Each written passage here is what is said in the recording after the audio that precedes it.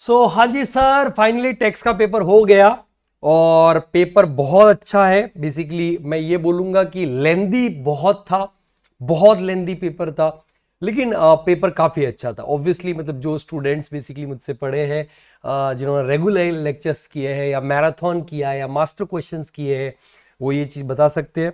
And in fact मैंने जो आपको 1.5 डेज का स्ट्रेटेजी में जो इंपॉर्टेंट जो चीज़ें बताई थी उसमें से भी काफ़ी सारी चीज़ें पूछी गई है। जैसे 115 BH, चलो ये तो नहीं बोल सकते डिफॉल्ट टैक्स रेजिम, लेकिन सेक्शन 6 का आपका उसमें से पूछा है। मैं पूरा आपको डिस्कस करने वाला हूँ, पेपर डिस्कस करने वाला हूँ, लेकिन एक बार बता देता हूँ कि क्या क्या चीज़ें हमने डिस्कस करी थी। अगर आपको याद होगा तो 56 to 10 हमने डिस्कस बोला था मैंने कि उसमें से चीज़ें पूछी है अलग अलग तरीके से। अगर आप इनकम फ्रॉम सैलरी में बात करोगे तो एजुकेशन फैसिलिटी पूछा है, प्लस वहाँ पे आपका लीव ट्रेवल पूछा है ना, और भी बहुत सारी चीज़ें पूछी है, रेंट फ्री एकोमोडेशन। चलो पीजीपी में 43 BH मैंने बोला था कि 43 BH के ऊपर 100% वहाँ पे एडजस्टमेंट आ सकता है, तो पूछा है। बाकी तो चलो रेगुलर चीज़ें ही है। कैपिटल गेन में 50B इस्लाम सेल पे फुल फ्लैज एक पूरा केस बेस्ड सिनेरियो एमसीक्यू पूछा है। 50B वेरी इंपॉर्टेंट मैंने बोला था। बाकी कैपिटल गेन में से भर भर के क्वेश्चंस पूछे अलग अलग तरीके से। 45(1) आपको याद होगा तो मैंने बोला था, हालांकि 45(1) ही नहीं है बट वो डिस्ट्रक्शन जो भी है थोड़ा सा बहुत उससे रिलेटेड है, तो आपको कंपनसेशन मिला है बेसिकली उसी से रिलेटेड आप बोल सकते हो। हाँ 45(1) ही हो गया, 45(1) हो गया, जो ज्वेलरी वगैरह बेसिकली खो जाती है उसके केस में, तो आपका वो है। और भी जो अलग अलग केसेस में 112A पूछा है, वहाँ पे आपका एग्जामिशन में भी बेसिकली 54 वहाँ पे आपका जो रिलेटेड चीज़ें पूछी है। फिर आपका 6414 क्लबिंग को के अंदर सबसे पहला ही जो एमसीक्यू था केस बेस्ड सिनेरियो था। 80CCD2 पूछा है, 80TTB पूछा है, और भी बहुत सारी चीज़ें वहाँ पे आपका ये 139(8) है। मैंने बोला था देखो आ रहा है तो आ गया है वहाँ पे 139(1), ये पूरा 4 नंबर का क्वेश्चन 139(8) and 1 के ऊपर आ गया है। 139A बोला था परमानेंट अकाउंट, जो परमानेंट अकाउंट नंबर है पैन, उससे रिलेटेड आपका आ चुका है। ठीक है, TDS में 194C and 1, ये देखो 206C1F मैंने बोला था कि पक्का आने वाला है, तो आ गया है बेटा। तो ये तो चलो ठीक है कि हमने जो लास्ट डे पे बोला था, तो मैं ये तो नहीं बोलूंगा जो बोला वो आया, लेकिन यस सर जो लास्ट डे पे मैंने आपको सेक्शन करवाया था उसमें से काफी कुछ आया, और जो मैराथन में या जो बाकी चीजों में हमने कवर किया वो तो आ ही गया। अब बेटा मैं फटाफट पेपर को डिस्कस करूंगा। मैंने मेरा लेक्चर था, लेक्चर के बाद में बेसिकली कोशिश किया कि मैं इस पेपर को सॉल्व करूं ऐसे ही बैठ के फटाफट फटाफट, थोड़ा कम टाइम मिला तो मैं 90% से ज्यादा, मतलब ये बोल रहा हूं कि मैंने कोशिश की है कि चीजों को आप कवर करूं, एडजस्टमेंट को 90% ज्यादा कवर करूं, है ना। हो सकता है बेटा जल्दबाजी में थोड़े से मेरे से कोई पॉइंट छूट गया और मिस्टेक हो गई हो, तो उसके लिए माफी चाहता हूं मैं आपसे, पहले से ही माफी मांग लेता तो बाद में ऐसा ना बोलो। और अगर कोई चीज होगी तो मैं कमेंट में वो चीज डाल दूंगा। अब देखो बेटा पहला जो केस सिनेरियो था ना बेटा, ये मिक्स केस सिनेरियो था, ये क्लबिंग प्लस हाउस प्रॉपर्टी का भी मिक्स क्वेश्चन था, एडवांस टैक्स का भी इसमें था, 44 ADA से रिलेटेड जो एडवांस टैक्स वगैरह था। तो हम सीधा ना एमसीक्यू पे आते हैं, मैंने कोशिश करी है वहां पे। तो सबसे पहला बेटा एमसीक्यू था, अज्यूम द प्रॉपर्टी वाज, अच्छा चलो ये इसकी जगह दूसरा करते हैं वहां पे, क्योंकि सीक्वेंस ऊपर नीचे हो जाता है। तो यहाँ पे आपका आता है कि what shall be the amount of deduction available to Vijay in respect of the contribution pension scheme. जो 80CCD1 80CCD2 वाला जो 80CCD1 भी है उससे रिलेटेड है बेटा। तो यहाँ पे देखो सबसे पहले तो यहाँ पे जो विजय है ना, ये रिजीम कौन सा फॉलो करे, रिजीम बहुत इंपॉर्टेंट है। तो यहाँ पे देखो रिजीम लिखा हुआ did not opt out of the default tax regime, मतलब ये ऑप्शनल रिजीम फॉलो नहीं कर रहा है, ये डिफॉल्ट रिजीम ही फॉलो कर रहा है, डिफॉल्ट रिजीम ही फॉलो कर रहा है। तो डिफॉल्ट में तो बेटा खाली एक सेक्शन मिलता है 80CCD2 का मिलता है, 80CCD1 और 1 भी तो मिलता नहीं है। तो यहाँ पे देखो इंफॉर्मेशन दे रखी है कि जो 1,20,000 का इसका बेसिक सैलरी है, और इसका एज 57, तो ठीक है एज में तो कुछ फर्क नहीं पड़ता है, प्राइवेट सेक्टर का एम्प्लॉई है, और डिफॉल्ट टैक्स में 15% बेसिक सैलरी कंट्रीब्यूशन कर रहा है। तो बेटा डिफॉल्ट टैक्स में 80CCD2 मिलता है, वो कितना 14% ऑफ सैलरी वहां पे आपका आता है। तो देखो मैंने ये करने की कोशिश की है कि भाई 1,20,000 इंटू 12 महीने का 1440, उसका 14%, 2,01,600 का वहां पे 80CCD2 में डिडक्शन मिलेगा डिफॉल्ट टैक्स में। तो इसमें आपका ऑप्शन देखो जंबल अप है एमसीक्यूज वगैरह, तो आप अपने हिसाब से देख लीजिएगा। ये ऑप्शन सी वहां पे आपका 2 मार्क्स आपको देके चले जाएगा। चलिए उसके बाद में आपका आता है कि यहां पे आपको एडवांस टैक्स का जो रश्मि है ना उसके हाथ में देखना है, assuming she does not have any other income chargeable to tax ignoring the income from house property gifted by her to, ठीक है फैमिली। तो अभी देखो रश्मि की इनकम कौन सी है, तो ये देखो यहाँ पे रश्मि की सीधी इनकम पे आते हैं, है ना। Rashmi is a chartered accountant having gross receive from profession amounting 45 lakh, तो 45 लाख का ग्रॉस रिसीट वहां पे है। तो इसका मतलब 50 लाख से बेटा वहां पे आपका कम ग्रॉस रिसीट है, सॉरी कम ग्रॉस रिसीट है 50 लाख से कम। तो इसका मतलब 44 ADA वहां पे वो उसके लिए एलिजिबल थी, और उसने 44 ADA इसने चूज भी कर लिया। तो उस केस में याद करो बेटा 44 एडी एंड 44 एडीए में एकमात्र वन इंस्टॉलमेंट लास्ट इंस्टॉलमेंट जो होती है, वन इंस्टॉलमेंट जो कि 15 March of the previous year को भरना पड़ता है, 100% एडवांस टैक्स भरना पड़ता है। इतना इजी एमसीक्यू, मतलब क्या ही उम्मीद करोगे वहां पे आप। तो ये देखो यहां पे पूछा गया एडवांस टैक्स का आपको बताने का है, तो Rashmi needs to deposit the entire amount of advance tax 15 March of the relevant previous year. 2 number आपकी झोली में आ जाते हैं। फिर आता है in whose hand the rental income will be taxable, Vijay, Rashmi, Anushka. चलो तो इसके केस में बेटा वहां पे हम लोग देखते हैं, ठीक है, इसके अंदर बढ़िया सी चीज क्लबिंग वाला पॉइंट दे रखा है 6414, मैंने जैसा कि अभी बताया 6414 का ये क्लबिंग का आपका आता है। Vijay gifted a house property valued at कितना 51 lakh to his wife Rashmi on 1 April 2025 on the same day Rashmi gift. तो देखो यहाँ पे 6414 ने ये आपका डीम्ड ओनरशिप का सेक्शन 27 वाला डीम्ड ओनरशिप का आ जाएगा। हाउस प्रॉपर्टी गिफ्ट किया है 51 लाख, ठीक है, 51 लाख में वैल्यू था बट उसने गिफ्ट किया तो 27 में वो डीम्ड ओनर माना जाएगा। और फिर उसकी वाइफ रश्मि ने क्या किया, डॉटर इन लॉ को बेसिकली वहां पर ट्रांसफर कर दिया। ये 6416, ये 64 देखो ना, बोला क्या होता है जल्दबाजी में आप करते हो ना तो इसलिए होता है। अभी मैंने देखो यहाँ पे तो 27 वहां पे आ जाएगा और फिर वहां पे 6416 जो डॉटर इन लॉ को ट्रांसफर दिया। तो अल्टीमेटली बेसिकली इनकम है ना विजय के हाथ में टैक्सेबल होने वाला है, विजय के हाथ में टैक्सेबल होने वाला है। तो 54 इंटू 11 मंथ, क्यों 11 मंथ, क्योंकि 1 मई 2025 को बेसिकली वहां पे आपका ये पूरा का पूरा हुआ था, लेट आउट किया था। तो 11 महीने का 594 माइनस 30% आप करोगे स्टैंडर्ड एक्शन तो 4,15,800 ये विजय के हाथ में आ जाएगा। तो ये वाला एमसीक्यू आपका क्या बोलता है कि in whose hand the rental income will be taxable, Vijay, Rashmi, Anushka. तो पहला वाला ऑप्शन सही है 4,15,800, मतलब ऑप्शन में आपका जब मतलब हो सकता है तो आप देखिएगा क्वेश्चन में भी हो सकता है शैल be taxable in the hands of Vijay and nothing shall be taxable in the hands of Rashmi and Anushka, ठीक है। सेक्शन 27 लगना वाला था, 27 एंड दूसरा 6416। चलिए उसके बाद में वहां पे आपका एक एमसीक्यू ये हो गया। फिर उसके बाद में एक एमसीक्यू आता है, हाँ ये तो अलग सेपरेट एमसीक्यू है बट केस बेस्ड सिनेरियो में एक पहला वाला आ जाता है कि assume the property was gifted to Vijay by Vijay to Bhanu his major son. तो बेटा मेजर सन को दिया है तो उस केस में तो बेटा आपका वहां पे 6414 लगता ही नहीं है, उस स्पाउस को देते हैं। 6416 कब लगता है, जब डॉटर इन लॉ को देते हैं, है ना। तो instead of his wife Rashmi in whose hand the rental income will be taxable. तो बेटा वहां पे देखो देने वाला जो गिफ्ट दे रहा है उसके हाथ में कैपिटल इनकम कंप्यूट नहीं करते, जिसको मिल रहा है उसके लिए 56(2)(10) में आने वाला नहीं है। तो इन दैट केस बेटा वहां पे आपका जो विजय है ना, विजय और भानु दोनों में से किसके हाथ में टैक्सेबल होगा, तो भानु के हाथ में, भानु ने लेट आउट किया तो भानु के हाथ में टैक्सेबल होगा। सेम अमाउंट सेम होने वाला है तो भानु के हाथ में आपका आ जाएगा ये option B 4,15,800 shall be taxable in the hands of Bhanu and nothing shall be taxable in the hands of Vijay. तो एकदम इजी मैनेजेबल वहां पे आप ये जो भी 8 नंबर थे आई गेस आप 8 मार्क्स लेकर के इजीली लेकर के आ सकते थे। चलिए हो गए सारे सारे एमसीक्यू, यस सर चारों एमसीक्यूज हम लोग डिस्कस कर लिया। फिर आपका यहां पे आता है ना 45 अगर 214 आपका कैपिटल एसेट का डेफिनेशन है और वो उसमें क्या बोलता है property of any kind whether movable immovable tangible intangible use for business और नॉट। उसमें एक था securities held by FII whether as stock in trade और कैपिटल एसेट वो ऑलवेज कैपिटल एसेट माना जाता है, ये मैंने बताया था। तो YKR LLC a foreign portfolio investor, तो बेटा ये एफआईआई है non resident India trading in listed shares and securities through out the world bought and sold equity shares of Indian company listed on a recognized stock exchange in India amounting 15 crore under which had तो always capital gain में taxable होना है। तो एक number बहुत आप easily लेकर के आ सकते थे। ये वाला जो आपका है ना मस्त केस ऑफ 50B मैंने बोला था कि वेरी इंपॉर्टेंट, मुझे लग रहा है आप अगर वीडियो भी सुनोगे तो मैंने बोला था 50B मुझे लग रहा है काफी टाइम से नहीं पूछा था, आ गया। तो यहाँ पे स्लम सेल पे आ गया। तो हम सीधे बेटा आप स्लम सेल से रिलेटेड ये क्वेश्चन आया है तो पहले मैं सीधा एमसीक्यू पे चलता हूं। पहला एमसीक्यू क्या बोलता है, पहले यहाँ पे एमसीक्यू में मैंने लिखा हुआ ग्रेस मार्क्स, तो खुश होने से पहले एक बार देख लीजिए ग्रेस मार्क्स। हाँ जी सर, हाँ जी।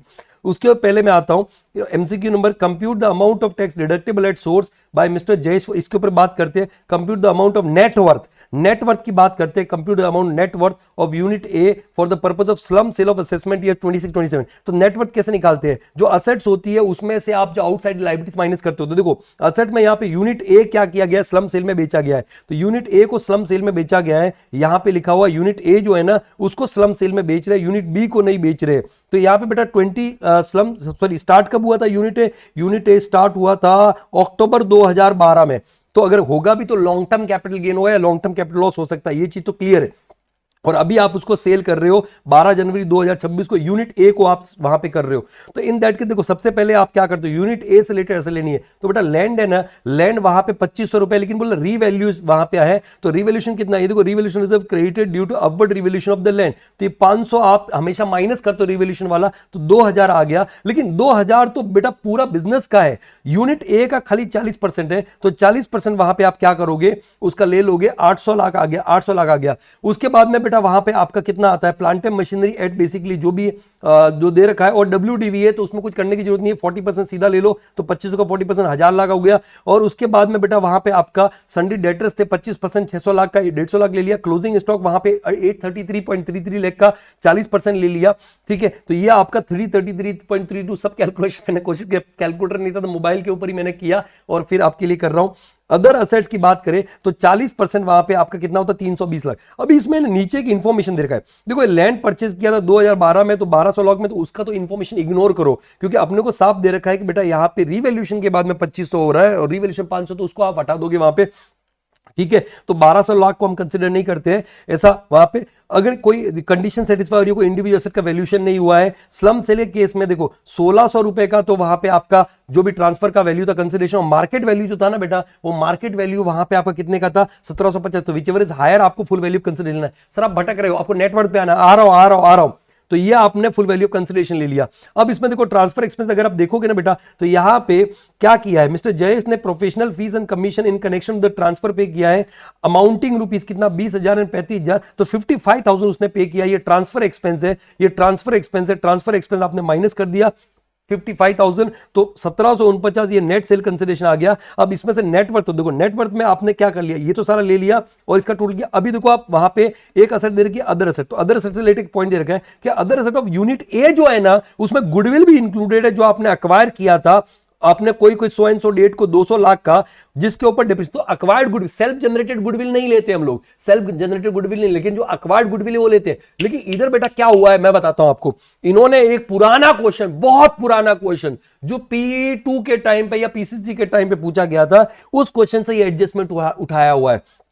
और वो एक्चुअली पहले मैं पढ़ाता था लेकिन वो बुक में नहीं लिया, क्यों, रीजन मैं बताता हूं आपको। याद होगा मैंने बोला गुडविल के ऊपर डेप्रिसिएशन अलाउ नहीं होता है, भले वो परचेज क्यों ना, गुडविल के ऊपर डेप्रिसिएशन अलाउ नहीं होता है बेटा। फाइनेंस एक्ट 2021 में ही बाकायदा उसको हटा दिया गया था, गुडविल के ऊपर डेप्रिसिएशन नहीं मिलता है। तो इन्होंने क्या किया कि भाई गुडविल थी, इसके ऊपर डेप्रिसिएशन नहीं क्लेम किया था, तो इन्होंने वो डेप्रिसिएशन क्लेम करके बेसिकली सॉल्यूशन किया, इसीलिए ग्रेस मार्क्स की उम्मीदें बढ़ गई है, मैं बताता हूं आपको।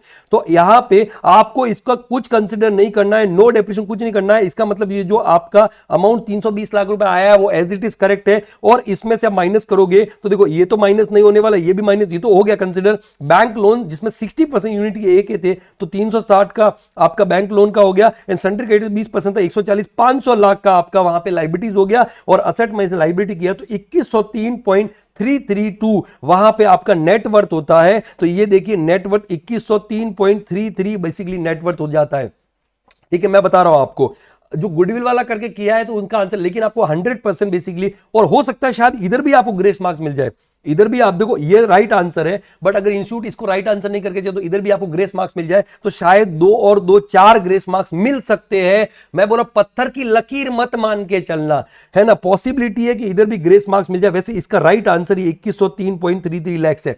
ऊपर क्यों मिल रहा है कि वो तो क्लियर एकदम पूरा का पूरा एकदम एविडेंट है, इसलिए ग्रेस मार्क्स है। बट इधर भी मान लो अगर इंस्टीट्यूट कोई और कंसिडर डेप्रिसिएशन गुडविल में से माइनस करके चल रहा है, तो शायद मैंने कैलकुलेशन किया था ये वाला आंसर आ सकता है, ये वाला। ऑब्वियसली डेप्रिसिएशन माइनस करोगे तो कम आएगा, हाँ ये वाला आएगा, क्योंकि बाकी तो सारा बड़े है, तो ये वाला डेप्रिसिएशन में आपका आंसर आएगा। लेकिन मैं बता रहा हूं ये गलत है, क्योंकि डेप्रिसिएशन नहीं मिलता है गुडविल के ऊपर, ये चीज बता रहा हूं मैं आपको। तो हो सकता है कि इधर भी आपको ग्रेस मार्क्स मिल जाए 2 मार्क्स का। अब बेटा आते हैं हम लोग वहां पे एक और चीज की, कैपिटल गेन कैसे निकालोगे। तो देखो नेटवर्थ मैंने माइनस कर दिया, और ये लॉन्ग टर्म कैपिटल लॉस हो जाएगा। 1749 का आपका नेट सेल कंसिडरेशन था, उसमें से 2103 माइनस किया तो 353.882, ये long term capital loss. Long term क्योंकि मैंने बता दिया कि शुरू हुआ था यूनिट आपका 2012 में और बेच रहे हो 12 जनवरी 2026 को, तो इन दैट केस बेसिकली वहां पे आपका आ जाएगा ये लॉन्ग टर्म कैपिटल लॉस। और आप ऑप्शन में देखोगे ना तो कहीं पे भी लॉन्ग टर्म कैपिटल लॉस ये वाला तो नहीं है, 353.882 नहीं है, ये बता रहा हूं मैं आपको। तो यहां पे ये शॉर्ट टर्म इन्होंने 353.88 दे रखा है, बट अपना शॉर्ट टर्म थोड़ी है, अपना तो लॉन्ग टर्म है। तो मेरे हिसाब से जो आंसर है ना, ये आना चाहिए 353.88। क्योंकि डेप्रिशिएशन नहीं मिलता, बात समझो ना, डेप्रिशिएशन नहीं मिलता, तो उसके हिसाब से ये 353.88 का आपका आंसर होना चाहिए। तो इधर भी ग्रेस मार्क्स आपको 2 मिल सकते हैं। तो अकॉर्डिंग टू मी, मैं बोल रहा हूं कि पता नहीं इंस्टीट्यूट किस तरीके से करेगा, वो तो मार्किंग स्कीम उनकी डिफाइन करेगी, लेकिन मुझे जहां तक लगता है, मेरे ओपिनियन में ये 2 मार्क्स इस क्वेश्चन का, और अगर यहां पे भी इंस्टीट्यूट वहां पे आंसर डेप्रिशिएशन के हिसाब से लेके चले तो 2 मार्क्स, यहां पे 4 मार्क्स का ग्रेस मार्क्स मिलना चाहिए बच्चों को। ठीक है, ये मेरे को ऐसा लगता है, मैं फिर से कमेंट कर रहा हूं कि ऐसा मेरे को ऐसा लगता है। चलिए, तो ये हो गया। अभी यहां पे आपका आता है कि भाई compute the amount tax deductible to at source by Mr. Jayesh for the assessment 26-27 on the amount of paid to Mr Naresh. तो देखो नरेश को इसने क्या क्या पे किया, नरेश जो कि एक इंडिविजुअल रेसिडेंट इंडिविजुअल इसको पे किया है 20,000 का तो प्रोफेशनल फीस पे किया, 194 जे प्रोफेशनल फीस, लेकिन उधर बेटा आपका लिमिट कितना है 50,000 का लिमिट है आपका 194 जे में, तो 20,000 में टैक्स डिडक्ट नहीं होने वाला है 194 जे में, एंड 35,000 का वहां पे कमीशन पे किया है, तो कमीशन बेटा 194 एच में कवर होता है, और वहां पे आपका वो ज्यादा है 20,000 से, तो इस केस में 2% से टीडीएस आ जाएगा और 700 रुपए का टीडीएस बनता है। तो ये देखो 700 रुपए का आपका TDS is the right answer अगर आप करके आए हो तो मेरे हिसाब से तो इसमें आपको पूरे में से पूरे मार्क्स मिलने चाहिए। सर ऐसे तो 15 में से 15 मार्क्स हो गए अगर हमने आपके हिसाब से किया है तो, यस 100% 15 में से 15 डीटी में तो आप लेकर के आ सकते हो। अब देखो डिस्क्रिप्टिव में बेटा मैंने कोशिश किया है कि जितना आपका डिटेल में कर सकूं उतना करने की कोशिश की है। पहला वाला क्वेश्चन भाई साहब ये क्वेश्चन नहीं है सर, ये तो 4 क्वेश्चन मिला के आपने पूछ लिया है, क्योंकि इसमें इन्होंने क्या बोल दिया है कि आपको जो निकालना है ना खत्म ही नहीं हो रहा है। You are required to compute total income and tax liability. तो टैक्स लायबिलिटी तो मैं नहीं निकालने वाला हूं, बाद में डिटेल में मैं सॉल्व कर दूंगा इसको। Tax liability of mister Prakash under the both the regime and suggests the one which is more beneficial to him for assessment 26-20, assuming he has never opted for the default tax regime since the relevant assessment year। ठीक है, तो यहां पे बेटा आपको दोनों regime के अंदर वहां पे करना है, सीधी सी बात है, तो आपको सजेशन भी देना पड़ेगा। तो दोनों रिजीम में मैं तो देखो ऑप्शनल के हिसाब से पहले करते हुए चलता हूं। तो यहां पे ना देखो सबसे पहले तो रेसिडेंट है, डेटा यहीं से शुरू हो जाता है, एज उसका 64 ईयर्स। तो ऑप्शनल रिजीम में सर बहुत सारी चीजों का 80 टीटीबी की, तो टीटीबी में डिडक्शन मिल सकता है, इसको मैं बता रहा हूं आपको। बिजनेस ऑफ मैन्युफैक्चरिंग टायर्स तो एडिशनल डेप्रिसिएशन के लिए एलिजिबल है, ऑप्शनल रिजीम में, डिफॉल्ट में नहीं मिलेगा। He prepares his accounts mercantile system of accounting, चलो बढ़िया। His statement profit and loss आपका 1,20,00,000 का वहां पे आपका नेट प्रॉफिट आ रहा है। अभी देखो यहां पे आपका ये फॉलोइंग आइटम्स डेबिटेड है उसने, तो पहला डेप्रिसिएशन पर बुक्स अकाउंट, तो बेटा उसको आपको एड बैक कर देना, सीधी सी बात है, इसमें कोई बड़ी बात ही नहीं है, वो तो दोनों रिजीम में होता है, बट ऑप्शनल में तो एड बैक करना ही करना है। फिर देखो ये बड़ा इंटरेस्टिंग चीज है कि उसने interest paid on loan taken from schedule bank से लोन लिया था for buy pollution control equipment, जो आगे पॉइंट नंबर 3 में एडिशनल इंफॉर्मेशन में दे रखा है। अमाउंट 8,52,000 था 10% के हिसाब से, विच वाज टेकन, लोन 1 जून 2025 को लिया था। Entire interest was debited to statement of profit and loss account. ओ भाई साहब सही एडजस्टमेंट है, आपको याद होगा मैंने actual cost 43.1 sir regular class में ही पढ़ाया, रिवीजन भी करवाया है, और एक्चुअल कॉस्ट 43.1 में मैंने डिटेल में आपको पूरा टाइमलाइन बना के समझाया था। अगर आपके पास में नोट्स है, अभी मैं दिखा भी दूंगा कि एक्चुअल कॉस्ट वहां पे आपका 43.1, ये देखिए देख लीजिए यहां पे एक्चुअल कॉस्ट 43.1 में कहां गया बे, नोट्स मिल नहीं रहा है। चलो पूरा का पूरा टाइमलाइन बना के मैंने आपको बताया था, अभी मेरे को ये नोट्स मिल नहीं रहे, तो कोई बात नहीं है, पूरा टाइमलाइन बना के भाई ये डेट से बेसिकली आपका वो पुट टू यूज के पहले वाला इंटरेस्ट कॉस्ट में ऐड होगा। तो देखो ये एडजस्टमेंट दे रखा है। ये also important air pollution control equipment 15% के ब्लॉक में आता है, which was previously use outside India by the seller at the cost of 10 lakh रुपए 1 जून 2025। मैं फिर से रिपीट करूंगा, अगर आपका कॉस्टिंग का एग्जाम है तो बेटा अभी आप इस वीडियो को मत देखिए, आराम से देखिएगा। जिनका फर्स्ट ग्रुप हो चुका है वो इस वीडियो को देखो, सीधी सी बात है ना, और आगे बढ़ जाओ वहां पे, और आगे अपने सेकंड ग्रुप की तैयारी शुरू करो, जिनका ओनली फर्स्ट ग्रुप दे रहे थे और जो पास हो चुके हैं, जो मतलब मैं ये समझ रहा हूं पास हो चुके हैं, मतलब आपने एग्जाम दे दिया, सेकंड ग्रुप नहीं देने वाले हो, तो उनके लिए मैं ये डिटेल रिवीजन वहां पे, डिटेल रिवीजन ही बोल रहा हूं, है ना, इतना जल्दबाजी में हूं कि डिटेल बेसिकली ये पेपर में एनालिसिस कर रहा हूं या पेपर सॉल्व करने का ट्राई कर रहा हूं। तो 1 जून 2025 में खरीदा था। फॉर दिस पर्पस ही टूक अ लोन ऑफ 852, पूरा detail as it is copy paste कर दिया। क्या है यार, मतलब गधा मजूरी करते हो। At the interest rate of 10% per annum. 1 जून 2025 में खरीदा था।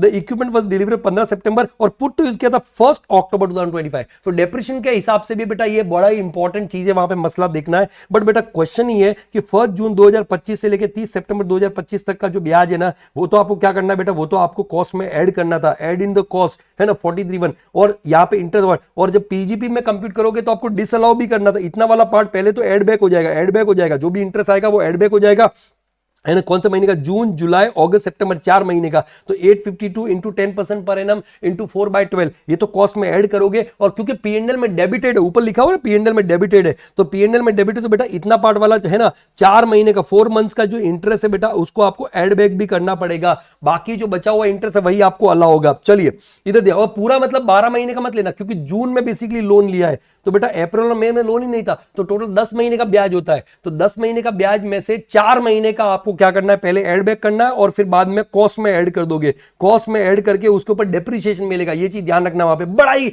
जबरदस्त आपका ये एडजस्टमेंट है। और फिर उसके बाद में जो 6 महीने का ब्याज होगा वो आपका अलाउ हो जाएगा, तो उसको छेड़ने की जरूरत नहीं है। चलिए बहुत बढ़िया। अभी यहां पे आपका नेक्स्ट आता है परचेज ऑफ रॉ मटेरियल। देखो 43 BH मैंने बोला था आपको, है ना, बताया था last 1.5 day. 43 BH purchase of raw material includes amounting 1 lakh rupees towards purchase made from micro enterprises as per section 15 of the micro small medium enterprise development. The purchase was made on 1 Feb 2026 and payment जो किया जा रहा है 20 जुलाई 2026 को किया जा रहा है within the due date of filing return of income. कोई मतलब नहीं है 43 BH में ड्यू डेट का कोई मतलब नहीं है। देयर वाज नो एग्रीमेंट, तो बेटा 15 दिन में पे करना था, 15 दिन में पे करना था, 15 दिन में पे नहीं किया तो अब बेटा इस साल तो डिसअलाउ होने वाला है पक्का पक्का। इसको ऐड बैक कर देंगे, ये जो 1 लाख है ना ये add back 1 lakh add back हो जाएगा, 1 लाख ऐड बैक हो जाएगा और ऑब्वियसली अगले साल अलाउ हो जाएगा। तो बड़ा इजी एडजस्टमेंट था। आगे सर यहां पे इंटरेस्ट मिला था 2,50,000 का gross on enhanced compensation on compulsory acquisition, ये रिसीव्ड है बेटा, ठीक है। और ऑफ इस factory building by the government based on a court order. तो बेटा यहाँ पे कैपिटल गेन वाला पॉइंट भी है, पक्की बात है 100% है। तो फैक्ट्री बिल्डिंग क्या होती है, कंपलसरी एक्वायर होती है, उसके ऊपर बेसिकली एनहांस कंपनसेशन मिला था, उसके ऊपर 2.5 लाख का ब्याज मिला था और वो basically however they actually receive the amount of his bank account on 20 मई 2026। तो इन दैट केस बेटा यहाँ पे इन्होंने क्या कर लिया है, क्रेडिट कर लिया है। तो जब क्रेडिट कर लिया है पीएनएल में क्रेडिट कर दिया है, पीएनएल में क्रेडिट कर दिया है ना, तो in that case debiting crediting लिखा हुआ है ऊपर, तो क्रेडिट कर लिया तो बेटा ये तो अदर सोर्सेज में जाना चाहिए, तो अदर सोर्स में जाना चाहिए, तो इसको नेट प्रॉफिट में से लेस कर देंगे 2.5 लाख और आपका अदर सोर्सेज में जाएगा। लेकिन बेटा बैंक में पैसा कब आया, 20 मई 2026 को, तो अगले साल आ रहा है। तो अगले साल इनकम फ्रॉम अदर सोर्सेज में जाने वाला था नेक्स्ट ईयर प्रीवियस ईयर 26-27 में, और अगले साल 50% का डिडक्शन मिलेगा। तो इस साल में आपको कुछ नहीं करना है, प्रीवियस ईयर 25-26 में कुछ नहीं करना है, क्योंकि जिस साल में रिसीव होता है ना, ईयर ऑफ रिसीव में टैक्सेबल होता है। बड़ा ही ट्रिकी एडजस्टमेंट था, डेट का भी यहां पे आपके साथ में खेल हो सकता था।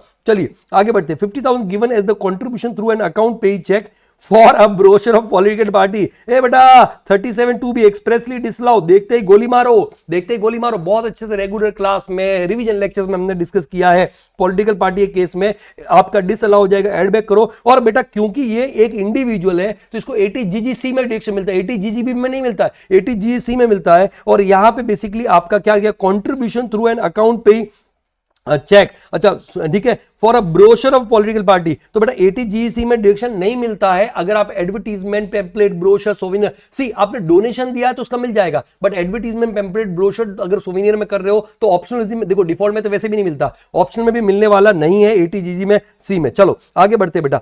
हो सकता है मैं फिर से रिपीट कर रहा हूं, मैंने कोशिश करी है 90% प्लस 95%, क्यों जल्दबाजी में है, एक्यूरेसी के साथ में तो एक दो चीजें ऊपर नीचे हो जाए तो उसके लिए माफी चाहता हूं, बट मेरी कोशिश है, बनती कोशिश है, क्योंकि मैंने क्लास लिया पूरे दिन, उसके बाद में फटाफट मैंने रिव्यू किया और देख लो आपके सामने ये सॉल्व करके मैं लेकर के आया, कोशिश की है, ठीक है। 2 लाख रुपए, फिर भी अगर कुछ होता था आप कमेंट बॉक्स में आप मुझे लिख के बताइएगा और मैं वहां पे आपको प्लीज मैं अपने तरीके से फिर आपको एक्सप्लेन कर दूंगा, ये जो भी मेरे को लगता है तो मैं आपको बाद में कमेंट बॉक्स में पिन करके मैं वहां पे लिख दूंगा। 2 लाख रिसीव एज डिविडेंड जो क्रेडिटेड है Indian company during the year. तो बेटा इसको तो सबसे पहले तो नेट प्रॉफिट में से आप माइनस करो, क्योंकि डिविडेंड बेसिकली अदर सोर्स में जाने वाला है, तो यहां पे तो माइनस हो जाएगा। And credited to PNL account, और इंटरेस्ट उसके ऊपर 65,000 का था, which was incurred on loan taken earn dividend income. बहुत अच्छे से बेटा अदर सोर्सेज में, रिवीजन में हर बार हमने इसको डिस्कस किया है, जो पीएनएल में डेबिटेड था। तो बेटा देखो आप इनकम को तो माइनस करो और जो एक्सपेंस था उसको ऐड बैक करो। अब आप अदर सोर्सेज में लेकर के जाओ, अदर सोर्स देखो टीडीएस का तो कोई लेना देना, सब अलग अलग डिविडेंड्स है, तो टीडीएस को आप इग्नोर करो, 194 में टीडीएस नहीं आने वाला है। अब आप क्या करोगे, जब अदर सोर्स में लेके जाओगे तो 2 लाख का आप वहां पे डिविडेंड इनकम, उसमें से आप कितना माइनस करते हो, सॉरी 20%, मेरे एक्चुअली 40% गलती से लिख दिया था, 20% वहां पे आपका बोला ना जल्दबाजी में, 20% 2 लाख कितना होता है, 40,000, 40,000 और 65,000 विच एवर इज लोअर, 40,000 का आपको डिडक्शन मिल जाएगा, 40,000 का डिडक्शन मिल जाएगा, तो 160 income from my other source में टैक्सेबल हो जाएगा। चलिए उसके बाद पहले लेकिन पूरा 65 ऐड करना और ये आपका 2 लाख वहां पे आपको क्या करना है, माइनस करना है। अब आगे चलते हैं, यहां पे क्या बोलता है कि ही टेकन अ हाउसिंग लोन, ये देखो इनकम फ्रॉम हाउस प्रॉपर्टी का डेटा आ गया, income from house property, he has taken a housing loan from a schedule bank for purchase of a flat for self occupation, SOP है बेटा। तो in that case एक ही deduction मिलता है 24B में, interest 2,15,000 का, प्रिंसिपल रीपेमेंट है 1,10,000, तो बेटा ऑप्शनल रिजीम में ये एटीसी में मिल जाएगा। और जब ऑप्शनल रिजीम में बात करोगे तो इनकम हाउस प्रॉपर्टी में एसओपी में आपका एनएवी तो नील आता है वहां पे, और उसके सामने 24B में मैक्सिमम 2 लाख का डिडक्शन मिल जाएगा, तो income from house property negative आ जाएगा, कौन से रिजीम में, ऑप्शनल रिजीम में, और ये आपका पीजीपी के सामने सेटअप हो सकता है, बता रहा हूं पीजीपी के सामने सेटअप हो सकता है, अलाउड है ऑप्शनल रिजीम में। डिफॉल्ट टैक्स रिजीम में बेटा वहां पे आपका नहीं होने वाला है, डिफॉल्ट टैक्स रिजीम में आपका ये 24B का डिडक्शन ही नहीं मिलने वाला है, तो ये बड़ा इंटरेस्टिंग चीज है। और एटीसी का भी नहीं मिलता डिफॉल्ट टैक्स रिजीम में। Reflected in bank statement, municipal tax बेटा आपका क्योंकि एसओपी है तो उसके अंदर म्युनिसिपल टैक्स का डिडक्शन नहीं मिलता है, तो फर्क नहीं पड़ता है। आगे बढ़ते बेटा, next new machinery costing 50 lakh का, फर्स्ट मशीनरी जो 15% का ब्लॉक है उसमें बेसिकली खरीदा था 1 सितंबर 2024, लास्ट ईयर में खरीदा था। It was install and put to use 24 October 2024 को। अरे बेटा तो ये तो लास्ट ईयर ही पुट टू यूज कर लिया था, तो लास्ट ईयर क्या हुआ होगा बेटा, हाफ डेप्रिसिएशन मिला होगा, तो 50 लाख का ओपन कॉस्ट लेकर के उसमें से आप क्या करोगे, आप वहां पे 15% के ब्लॉक के हिसाब से डेप्रिसिएशन हाफ माइनस करोगे, करंट ईयर का ओपनिंग डब्ल्यूडीवी आएगा, ओपनिंग डब्ल्यूडीवी आएगा ये चीज। It did not own any other depreciable asset, ठीक है ये चीज है। अभी देखो सर एडिशनल डेप्रिसिएशन क्या करना है, तो इसमें ये बोला नहीं कि इसने कहां इंस्टॉल किया है, तो इसके इसमें आप एडिशनल डेप्रिसिएशन को इग्नोर कर सकते हो, चलो बट प्रॉपर नोट लिख करके वहां पे आना चाहिए था। He also important air pollution control equipment falling under 15% block which was previously use outside India by the seller at a cost of 10 lakh rupees. तो बेटा इसके ऊपर तो एडिशनल एप्लीकेशन वैसे भी नहीं मिलेगा, है ना, 1 जून 2025 को खरीदा था, अभी उसमें है ना, तो यहाँ पे आपको केवल देखो 10 लाख में पहली बात तो वो जो 4 महीने का इंटरेस्ट है ना वो जोड़ना पड़ेगा, 4 महीने का इंटरेस्ट है ना वो जोड़ना पड़ेगा, है ना 4 मंथ्स का, तो फिर उसका कॉस्ट आ जाएगा एक्चुअल कॉस्ट, और उसके ऊपर आप डेप्रिसिएशन लगाओगे, तो यहाँ पे पुट टू यूज 1 अक्टूबर से किया है तो 180, पुट टू यूज 180 डेज से ज्यादा है बेटा, तो फुल डेप्रिसिएशन मिल जाएगा। चलिए आगे, इसमें भी ये नहीं बताया कि इन्होंने कहा, अच्छा सॉरी इसमें तो मिलेगा ही नहीं एडिशनल डेप्रिसिएशन, क्योंकि बेसिकली क्या किया गया है, ये प्रीवियसली यूज आउटसाइड इंडिया, तो सेकंड हैंड बेसिकली हो गया। चलिए उसके बाद में आता है during the financial year 23-24 central government compulsory acquire किया था factory building which had been used by him for manufacturing of rubber product for the past 5 years। He receive compensation of 20 lakh रुपए बेटा, बहुत बढ़िया, 15 मार्च 2025। तो जिस साल में मिला होता है ना बेटा, जिस साल में मिला होता है हो गया, उस साल में हम लोग करते हैं वहां पे deposited the whole amount in capital gain account scheme within the due date of filing return of income, the building was purchased by him on कितने का 5 लाख, ओ सॉरी इसमें है ना, देखो लास्ट ईयर क्या होगा, प्रीवियस ईयर 24-25 जब मिला होगा उस साल की बात बता रहा हूं, 15 मार्च 2025 में रिसीव हुआ था, 15 मार्च 2025 में, तो 24 जिस साल में रिसीव होता है उस साल में बेसिकली आपने कैपिटल गेन निकाला होगा, तो क्या किया होगा, है ना, the deposited whole of the amount in capital gain account scheme, तो आपने ना पूरा वहां पे एग्जम्पशन ले लिया होगा। यहाँ पे मैंने ना जल्दबाजी में देखो 54D में आपने कैपिटल गेन अकाउंट स्कीम में पैसा जमा करवा दिया था, कैपिटल गेन अकाउंट स्कीम में जमा करवा दिया था आपने डब्ल्यू, पहले हम कैपिटल गेन निकालने की बात करते हैं, तो बेटा 20 लाख का कंपनसेशन मिला था, बराबर है। उसके केस में बोलता है कि 5,08,052 में खरीदा था और डब्ल्यूडीवी 3 लाख था बेटा, तो यहां पे सीधी सी बात है बेटा, जहां पे डेप्रिशिएबल असेट होती है, क्योंकि बिल्डिंग बेसिकली फैक्ट्री बिल्डिंग है तो डेप्रिशिएबल असेट है, तो हम लोग डब्ल्यूडीवी लेते हैं, और डब्ल्यूडीवी यहां पे आपने माइनस किया 3 लाख का तो 17 लाख का आया, और इसने 20 लाख पूरा डाल दिया तो 17 लाख का वहां पे इसको क्या मिल गया होगा, कैपिटल में एग्जम्पशन मिल गया, तो लास्ट ईयर इसका वहां पे शॉर्ट टर्म कैपिटल नील आया होगा।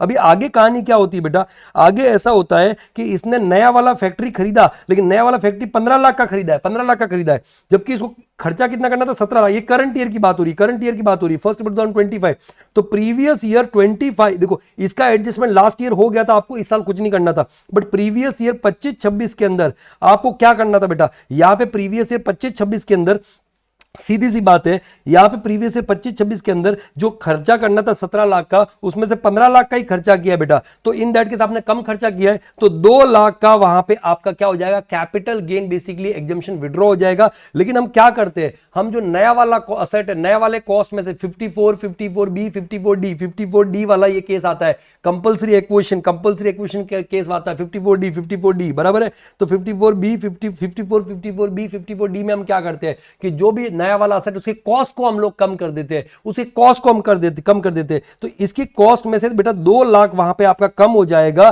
तो इसका कॉस्ट कितना हो जाएगा, 13 लाख का कॉस्ट हो जाएगा। इस तरीके से वहां पे अपने को करना पड़ेगा नया वाला असेट। चलिए उसके बाद में बेटा वहां पे आपका नेक्स्ट आता है, ये तो चलो अभी टैक्स निकालना है, दोनों रीजन में ये हो गया। फिर अगला question residential status and scope of total income था। तो बेटा वो पर्सन आ रहा है, इंडिया आ रहा है, उसका रेसिडेंशियल स्टेटस निकालना था। और बढ़िया चीज वहां पे 112A के अंदर आपको दे रखी थी कि उसको ग्रॉस सैलरी मिला है, कितना मिला है, तो इनकम फ्रॉम सैलरी भी है। And he also sold listed equity shares Indian company, listed equity share Indian company के 112A which were sold by him October 2025 as per the following detail. तो ये सारा का सारा शेयर्स का डेटा दे रखा है, डेट ऑफ एक्विजिशन है, कॉस्ट ऑफ एक्विजिशन है, डेट ऑफ ट्रांसफर है ना। और यहां पे बाद में sale price as per share है। और देखो एफएमवी ऑन 31 जन 2018 दे रखा है, 31 जन 2018 का फेयर मार्केट वैल्यू। तो आप याद करो बेटा, आपने अगर कोई भी अगर खरीदा था 1 फेब 2018 के पहले, तो 31 जन 2018 का फेयर मार्केट वैल्यू को हम लेकर के हम लोग कॉस्ट ग्रैंडफादरिंग रूल अप्लाई करते थे, 112A में। याद करो ये चीज वहां पे, है ना, कि जो भी आपका फेयर मार्केट वैल्यू उसको कंपेयर करते थे सेलिंग प्राइस, है ना, ये दोनों में विच एवर इज लोअर तो 1800 रुपए आ जाएगा, है ना। और फिर उसको कंपेयर करते थे कॉस्ट से, विच एवर इज हायर, तो उस केस में कॉस्ट ऑफ एक्विजिशन कितना हो जाएगा बेटा, कॉस्ट ऑफ एक्विजिशन 1800 रुपए हो जाएगा। परफेक्ट है। और फिर इस तरीके से आप कैपिटल गेन निकाल लोगे, 300 शेयर इंटू 3200 रुपए और 300 शेयर इंटू 1800 रुपए माइनस कर दोगे, तो इस तरीके से आ जाएगा। क्योंकि आपने अक्वायर किया था 2018 के पहले, लेकिन ये तो आपने अक्वायर किया था 2023 में, तो इसमें ये कुछ भी नहीं करना है, ग्रैंडफादरिंग रूल अप्लाई नहीं होने वाला है। इसका जो कॉस्ट है 2300 रुपए, उससे क्या फर्क पड़ता है, क्योंकि हमने तो अक्वायर इस डेट को किया है। तो 2300 रुपए 3300 में से आपने माइनस किया तो 1000 रुपए पर शेयर के हिसाब से आपका आ जाएगा। फिर उसके बाद में यहाँ पे एसटीटी पे किया दोनों टाइम पे, तो दोनों टाइम पे होना चाहिए। 112A क्या बोलता है, listed equity share units of equity oriented transfer, equity oriented business trust basically वहां पे आता है। Transfer to recognised stock exchange, STT paid on transfer, STT paid on acquisition.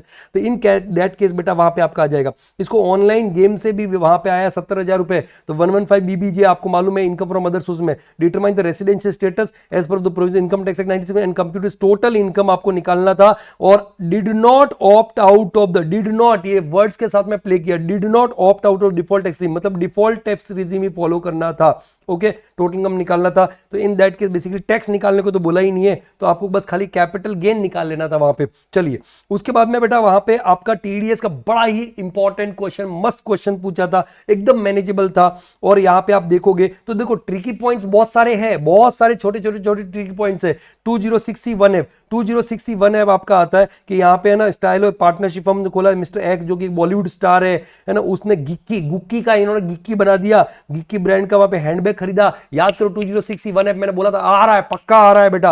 12 lakh का वहां पे क्या किया था, खरीदा था। तो 10 लाख से ज्यादा है, 10 लाख से ज्यादा है, तो इस केस में टीसीएस 1% इस हिसाब से लिया जाएगा 2061F में। और उसके बाद में वहां पे आता है you also purchase a wrist watch of, है ना, राडो की जगह रावो ब्रांड 9,22,000 का। तो ये बेटा 10 लाख से कम है। तो आप हर असेट का अलग अलग देखते हो बेसिकली जो भी खरीदा है, तो इन दैट केस टीसीएस आने वाला नहीं 2061F के अंदर।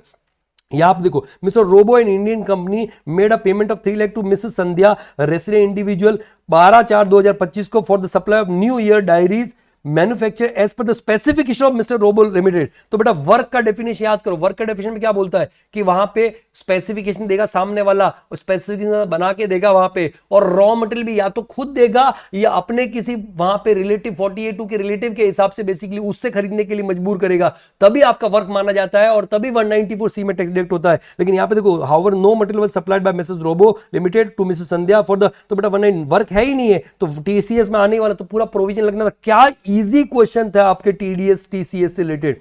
चलो फिर उसके बाद में क्वेश्चन नंबर 3 जो है ना, वो सैलरी का बड़ा ही इजी क्वेश्चन था। थोड़ा सा ट्रिकी पॉइंट जरूर थे लेकिन काफी इजी था वहां पे कि ये देखो प्राइवेट सेक्टर में काम कर रहा है, धनबाद में काम कर रहा है, उसका मंथली सैलरी इतना बेसिक सैलरी है ना। Company maintains run engineering college in Ranchi, खुद का इंजीनियरिंग कॉलेज भी है जहां पे इसका भाई या बच्चा वगैरह बच्चा पढ़ेगा। Jharkhand where the son is admitted study mining engineering, he gives you the following. तो ये एजुकेशन बेनिफिट वहां पे आ गया 1 लाख, है ना, सॉरी 1,000 रुपीज पर मंथ से अगर वहां पे आपका ज्यादा है तो उस केस में फुली टैक्सेबल कर सकते हो, आपके पास में ऑप्शन है। परक्यूजिट अलग अलग दे रखी है, तो यहाँ पे देखो 2 सितंबर 2025 को उसका ट्रांसफर होता है धनबाद से जमशेदपुर में, Jharkhand, where he is provided with room in prominent hotel as a resident for stay. तो 2 सितंबर से 12 सितंबर, 15 दिन से कम बेटा, तो 15 दिन से अगर कम ट्रांसफर की वजह से होटल मिल रहा है तो बेटा फुल्ली एग्जेम्प्ट होता है, तो ये फुल्ली एग्जेम्प्ट हो गया। दूसरा, एम्प्लॉयर ने कार बेचा जो 1 अगस्त 2025 को 2.5 लाख रुपए में, और कंपनी ने वो कार खरीदी 1 जुलाई 2023 को 5 लाख रुपए में। तो देखो 1 जुलाई 2023 से कंप्लीटेड ईयर देखना है, तो यहाँ पे देखो कब 1 अगस्त 2025 को एम्प्लॉय को बेच दिया, तो 1 अगस्त जुलाई 2023 से 30 जून 2025 तक 2 साल होते हैं, 24 एंड 25 तक। तो 2 साल का डेप्रिसिएशन 20% के हिसाब से आपको माइनस करना था 5 लाख में से। तो पहले साल का हो गया 1 लाख, दूसरे साल का हो गया 4 लाख के ऊपर 20% 80,000, तो ये बेटा आपका 320 आ गया, और 320 में से 2.5 लाख माइनस किया, तो कितना इजी, मतलब बेसिकली वहां पे आपका टैक्सेबल वैल्यू ऑफ परक्यूजिट आ जाएगा। चलो उसके बाद में बेटा ये एम्प्लॉयर क्या करता है उससे कोई मतलब नहीं है। His employer entered into staff group insurance scheme with government insurance agency, और लाइफ इंश्योरेंस का प्रीमियम बेटा फुल्ली एग्जेम्प्ट है, लाइफ इंश्योरेंस का प्रीमियम फुल्ली एग्जेम्प्ट है, ठीक है, एम्प्लॉय के लिए।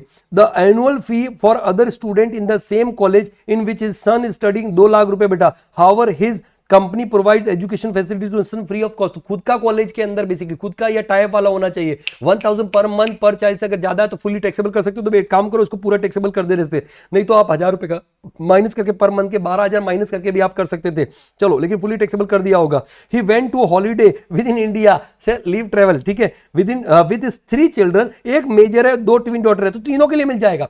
जुड़वा है ना चलता है, एक मेजर सन और 2 ट्विन डॉटर है, और ब्रदर भी वहां पे डिपेंडेंट है तो बेटा आता है, डिपेंडेंट है तो आता है वहां पे। तो सबके लिए बेटा जो पैसा मिला 3 लाख मिला है, एक्चुअल खर्चा भी उतना किया है, 3 AC में ट्रेवल किया है, 6 ऊपर कॉस्ट इनकर भी हुआ था, रीइंबर्स भी सेम हुआ है बेटा, तो in that case fully exempt हो जाएगा। और लास्ट 20 ईयर्स में गया ही नहीं है वो, तो बेटा वो 4 ईयर्स का ब्लॉक वाला केस था ना, वो उसके लिए बोला गया, तो ये फुल्ली एग्जेम्प्ट हो जाएगा। चलो इजी एकदम था। His wife expired on May 2024, अरे बहुत बुरा हुआ बेचारे के साथ में, लेकिन तुम्हारा भला हो गया।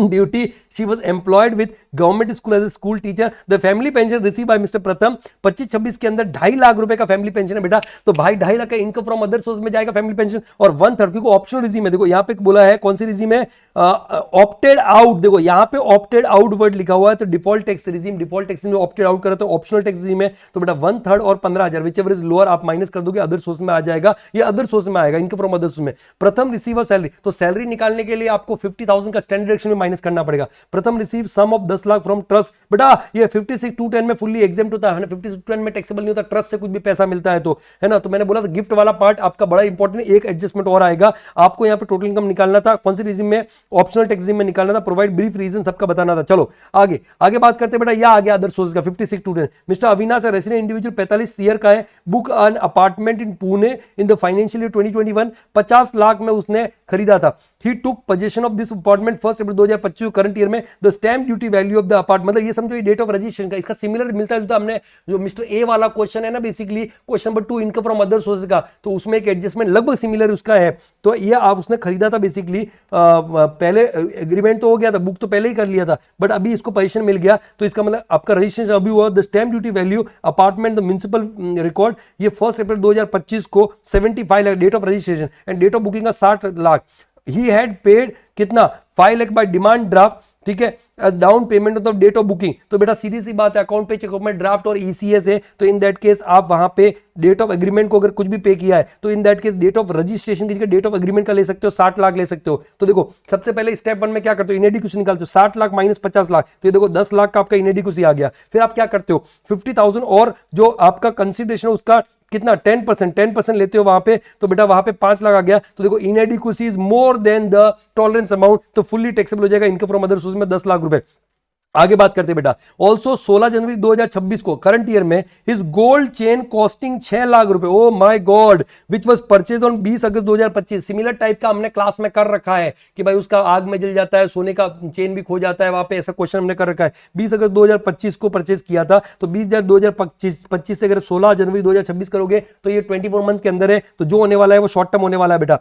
Was stolen during the marriage party when the FMV, तो FMV कोई रेलेवेंस नहीं होता है बेटा। ऑन 28 मार्च 2026 को ही रिसीव्ड, मतलब करंट ईयर में 25-26 में ही उसको मिल गया वहां पे, हाँ ना, बोला था ना 45-1A मैंने बोला था, अच्छे से लग रहा है मेरे को आ सकता है वहां पे। और ये आप वीडियो जाके सुन लेना, मैंने ये चीज बोली है वहां पे। इंश्योरेंस क्लेम 4.5 लाख का, तो 4.5 लाख माइनस 6 लाख करोगे तो 1.5 लाख का शॉर्ट टर्म कैपिटल लॉस आ जाएगा, और ऑब्वियसली सेट ऑफ होने नहीं है तो आपके कैरी फॉरवर्ड हो जाएगा। Did not opt out of the default tax regime, तो कोई बात नहीं है, बेसिकली वहां पे आपका जो कैपिटल लॉस है वो तो हो सकता है ना, वो कैरी फॉरवर्ड हो जाएगा, कोई दिक्कत नहीं। Discuss did not opt out default, तो ये भी डिफॉल्ट टैक्स रिजीम ही फॉलो कर रहा है। चलो इसके बाद में आपका ये तो set of and carry forward का है, तो बेसिकली मैंने इसको डिस्कस नहीं किया क्योंकि जल्दी जल्दी करना था, बट ठीक है, इजी मैनेजेबल क्वेश्चन है, फटाफट मैंने देख लिया, मैनेजेबल क्वेश्चन है, बट काफी लेंथी था तो इसको एक बार के लिए इग्नोर कर दिया। इसके बाद में आप आ जाओ वहां पे, बड़ा ही इजी, और मैंने बोला था जो बोला है वो आया है बेटा। 139(8) मैंने बोला था कि आने वाला है, 48 months from and of the relevant assessment year, financial year लिखा है बेटा, गलती से लिखा है ना, रेलेवेंट असेसमेंट ईयर से 48 मंथ तक आप वहां पे updated return of income file कर सकते हो। दूसरा 139(1) भी मैंने बोला था कि इन respect of non working partner, जिसकी फर्म का ऑडिट हो रहा है, तो बेटा वर्किंग नॉन वर्किंग से कोई फर्क नहीं पड़ता है बेटा, आपका 31 अक्टूबर असेसमेंट ईयर वहां पे रिटर्न फाइल करने का ड्यू डेट हो जाएगा वर्किंग पार्टनर के लिए, सॉरी पार्टनर के लिए भी। फिर filing revise return of income 139(5) में, तो 3 months prior to end of the relevant assessment year ये हो जाएगा। और दूसरा बेसिकली वहां पे आपका completion of assessment whichever is earlier, ये लिखना था आपको। एंड बेटा वहां पे ये देखो 139(A) वाला भी आ गया, 139(A) बोला था कि बेसिकली उसका total income basic exemption limit से बेटा ज्यादा है, एंड उस केस में उसका रिटर्न फाइलिंग सॉरी उसको पैन के लिए कब तक अप्लाई करना पड़ेगा, तो 31 मई ऑफ द असेसमेंट ईयर तक उसको वो काम करना पड़ेगा। आगे इसी में वहां पे ऑप्शन है, तो ऑप्शन वाला भी डिस्कस कर लेते बेटा, ठीक है, कि भाई इसको किस किस केस में state whether the assessor is required to file return of income और नॉट, बेसिकली तो बताना है रीजन के साथ में। तो ध्रुव जो कि 62 इयर्स का ऑब्वियसली रेसिडेंट है, इंटरेस्ट ऑन फिक्स डिपॉजिट आ रहा है बेटा 2,70,000, तो इनकम फ्रॉम अदर सोर्स में 2,70,000 आ गया, और क्योंकि फिक्स डिपॉजिट के ऊपर इंटरेस्ट है और 62 इयर्स का एज है बेटा, तो 80 टीटीबी के अंदर डिडक्शन मिल जाएगा 50,000 का, तो 220 का एनटीआई आ गया, इसका मतलब 2.5 लाख से कम है बेटा, तो आपका रिटर्न फाइल करना 139(1) मैंने बहुत अच्छे से बोला था, 139(1) भी आएगा 139(8) के साथ में, दोनों आप देखोगे तो 139(8) एंड 139(1) एंड 139(A) तीनों पूरा का पूरा वहां पे आपका आ गया है। चलिए ऑन 139(5) भी बोला था मैंने, यस, तो the TDS deducted from the, तो इस केस के हिसाब से तो इसको रिटर्न फाइल करना नहीं करना है। अब आगे देखते हैं टैक्स डिडक्टेड, तो याद करो बेटा डीओ लगा के जाएगा, तो उसमें एक था वहां पे ओ में अदर स्पेसिफाइड में क्या था बेटा कि अगर वहां पे आप बेसिकली टीडीएस टैक्स डिडक्ट हो रहा है तो नॉर्मल के केस में 25,000 या उससे ज्यादा, सीनियर सिटीजन केस में 50,000 या उससे ज्यादा बेटा, तो उस केस में, लेकिन यहाँ पे 26,000 ही हुआ है, तो इसके ये भी रीजन नहीं बनता है। आगे देखो 10 लाख का वहां पे डिपॉजिट किया सेविंग बैंक अकाउंट में, टोटल जो डिपॉजिट ना 48 लगे, तो 50 लाख है ना, उसमें लिमिट है कि सेविंग में, करंट में तो 1 CR से ज्यादा, मोर देन 1 CR है, बट सेविंग में 50 लाख और मोर है बेटा, तो उस केस में यहाँ पे ऑप्शनल रिजीम फॉलो कर रहा है, तो उस केस में इसको रिटर्न ऑफ इनकम फाइल करने की जरूरत नहीं है। चलिए आज में रिटर्न ऑफ फाइल भी इसको ऑप्शनल वहां पे करना है। आगे नीरव एज 50 साल है, रिनोड हार्ट सर्जन है, practising as sole proprietor, his gross receipt from the medical profession कितना है बेटा 10,50,000, 10,50,000 में से जो खर्चे बेसिकली वो 8-10 माइनस कर देते तो प्रॉफिट 2,40,000 आ जाता है। आगे देखो during the year he earn 10,000 as an interest from saving account, तो यहाँ पे 10,000 सेविंग अकाउंट में आप क्या कर दोगे, ऐड कर दोगे, तो ये एनटीआई 2,50,000 आ गया। अब आगे देखो बेटा वहां पे assuming he has opted for default tax regime, तो डिफॉल्ट टैक्स रिजीम में 80 टीटीए का डिडक्शन नहीं मिलने वाला, 80 टीटी भी नहीं है, 80 टीटी का डिडक्शन नहीं मिलने वाला है, तो यहाँ पे सीधा यही हो गया। और क्योंकि डिफॉल्ट टैक्स रिजीम में तो बेटा ये 4 लाख से कम है, तो इसके लिए भी रिटर्न फाइल करना आरओआई ऑप्शनल है। तो मैंने कोशिश करी है बेटा कि 42 मिनट्स में पूरा का पूरा पेपर एक बार डिकोड करने की। मैं फिर से रिपीट करता हूं, हो सकता है मुझसे भी कोई जल्दबाजी में गलती हो जाए, क्योंकि आधे पौने घंटे में जो मैं डिस्कस किया है ना, सॉल्व करते टाइम मेरे को लगभग इतना ही टाइम लगा है। हो सकता है मेरे से कोई पॉइंट मिस हो गया, जैसे आपने देखा होगा कि सॉल्व करते टाइम कोई पॉइंट मिस हो गया, तो अभी जो उसको मैंने ठीक किया, तो बेटा उसके लिए मैं माफी चाहता हूं। मेरा मकसद यहां पे सिर्फ इतना है ताकि आप वहां पे एक असेसमेंट कर सको कि हमको कितना मार्क्स आ रहे हैं, खास करके जो सेकंड ग्रुप नहीं दे रहे हैं उनकी बात बता रहा हूं मैं। और जो लोग सेकंड ग्रुप देने के बाद में ये वीडियो देख रहे हैं उनको मैं ये चीज बोलूंगा कि ये वीडियो देखने के बाद में आपको रफली थोड़ा सा अगर आइडिया हो रहा है कि हमको डीटी में इतने आ रहे हैं, and I am sure IDT में नहीं पढ़ा रहा हूं, आईडीटी में भी आपको और पढ़ा रहा है, तो उसके हिसाब से बेटा आप आगे का अपना future basically course of action decide कर सकते हो। 100% मेरे हिसाब से तो ये पेपर लेंदी बहुत था, ट्रिकी पॉइंट जरूर थे, तो आप इसको एक अबो एवरेज कैटेगरी का मान सकते हो, मॉडरेट कैटेगरी का मान सकते हो। बहुत टफ तो नहीं था और टफ भी पेपर नहीं था, है ना। फिर भी बेटा मैंने मेरी तरफ से पूरी कोशिश करी है, और बाकी हमेशा मेरा सपोर्ट आपके साथ में बना रहेगा। तो प्लीज़ वीडियो के नीचे आप कमेंट जरूर कीजिएगा। अगर ये एफर्ट आपको पसंद आया हो तो आप अपनी तरफ से प्लीज़ अप्रिशिएशन दीजिएगा। Thank you so much, God bless you all. और जितने भी लोग सेकंड ग्रुप दे रहे हैं प्लीज़ आप वीडियो को मत देखिएगा और इग्नोर कर दीजिएगा। अभी तो लास्ट में क्या बोल रहा हूँ, पहले ये चीज़ मेरे को बोलनी चाहिए, बोली भी खैर, लेकिन जो लोग फर्स्ट ग्रुप दे रहे हैं, इसको फर्स्ट ग्रुप ही दिया है, वो इस वीडियो को देख करके आप अपना future course of action decide कर सकते हैं।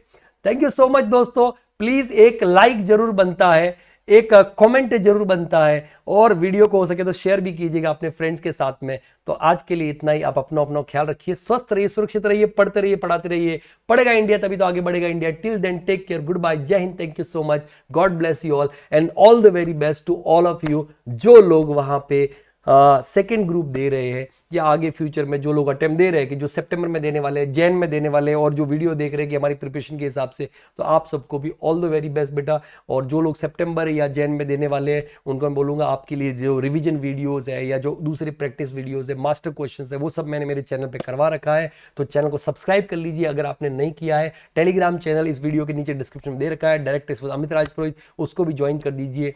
Thank you so much, God bless you all, और पढ़ते रहिए, पढ़ाते रहिए। Thank you so much.